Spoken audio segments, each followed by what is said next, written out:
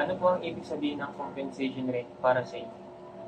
Ang compensation rate para sa akin ay ang kabuuang halagang natatanggap ko bilang sweldo o kita kapalit ng trabahong ginagawa ko. Kasama rito ang basic pay, overtime at iba pang benepisyo.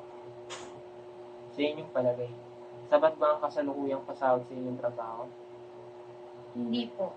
Sa taas ng bilihin ngayon, halos hindi sapat ang sweldo para sa pang-araw-araw na gastusin tulad ng pagkain, pamasahe at bayarin. Alam po ba ninyo kung magkano ang minimum wage sa inyong rehiyon? Opo, sa amin ang minimum wage ay nasa 610 pesos kada araw. Pero kahit minimum, minsan hindi pa rin iyon ang ibinibigay sa amin. Nakaraos po ba kayo ng delay o kulang sa sweldo? Opo, minsan nagdi-delay ang sahod ng isa o dalawang araw. May mga pagkakataon din na hindi malinaw kung paano kinikwenta ang overtime namin. May mga benepisyo po ba kayo natatanggap bukod sa basic salary? Meron po kaming SSS, PhilHealth at Pag-ibig.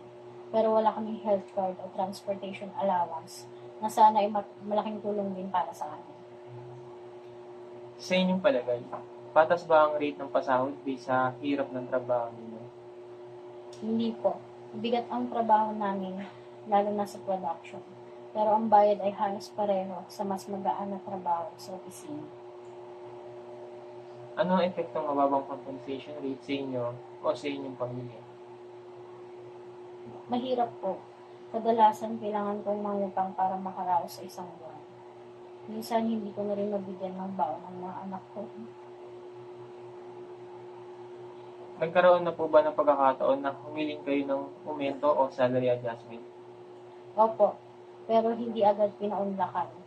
Ang sabi ng kumpanya, kailangan muna nilang makita ang performance bago magtaas ng sweldo. Sa inyong pananaw, ano ang makatarungang compensation rate sa inyong posisyon? Sa palagay ko, kung tumataas ang cost of living, dapat sumabay din ang sweldo. Halimbawa, kung ang minimum ay 610, dapat nasa 800 na lalo na kung may shifting, hazard, o overtime.